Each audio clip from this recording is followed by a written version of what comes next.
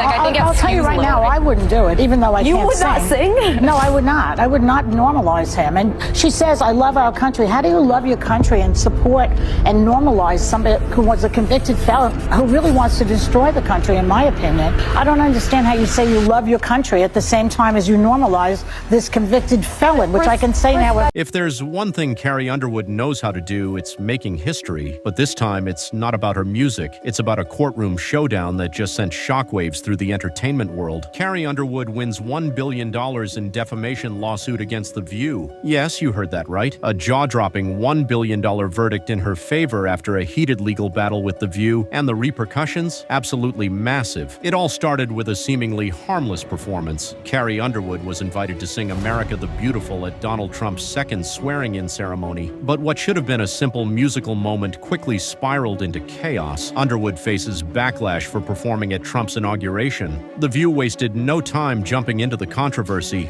Joy Behar, Whoopi Goldberg, and Sonny Hostin tore into Underwood, branding her as a Trump supporter, attacking her character, and even questioning her intelligence. It was brutal, personal, and relentless. Their remarks were not only speculative, but also painted Underwood in a completely false and damaging light. The backlash was swift. Underwood's sponsors started pulling out. Concert venues hesitated to book her, and the media painted her as an outcast. The damage to her career was mounting, and the pressure was immense. God, since Carrie Underwood's performing at Donald Trump's inauguration, I just don't like her music anymore. I can't stand her. I can't buy any of her music.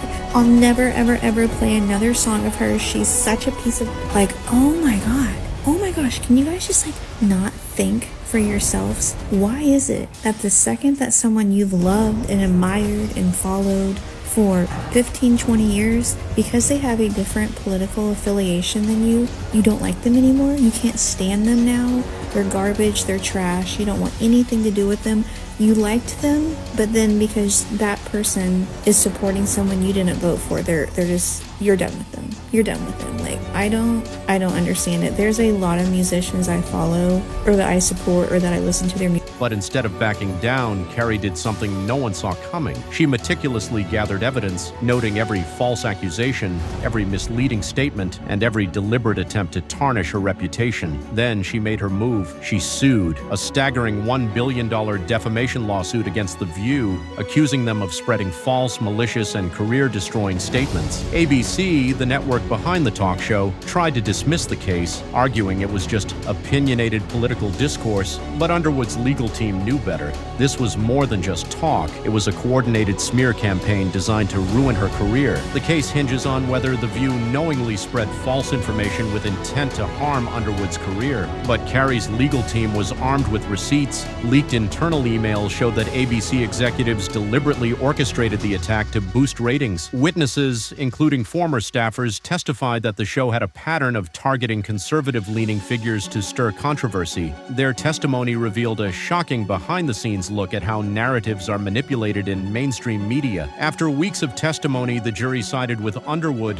awarding her an unprecedented $1 billion in damages. The ruling sent The View and ABC into full-blown crisis mode. We, the jury, find in favor of the plaintiff, Carrie Underwood. The fallout was immediate. Advertisers started pulling away from The View. ABC executives scrambled to control the damage, and rumors of cancellations started spreading. ABC stocks plunge amid legal defeat. The View, which had long positioned itself as an unshakable force in daytime television, now found itself at the center of an existential crisis. Would it even survive this controversy? But beyond the financial damage, this case fundamentally changed the media landscape. It sent a message: reckless defamation will no longer go unpunished. This lawsuit had set a precedent that shook the entire industry. No longer could talk show hosts hide behind the guise of opinion while making baseless career-ending accusations. Journalists, media personalities, and even network executives now had to reconsider how they approached public figures. The ripple effect of this verdict was felt across newsrooms nationwide. While Underwood's fans celebrated, some media voices expressed concern. Could this ruling set a dangerous precedent? Would celebrities now start start weaponizing lawsuits to silence criticism? This case raises important questions about free speech versus media responsibility, but supporters argue this isn't about silencing critics, it's about accountability.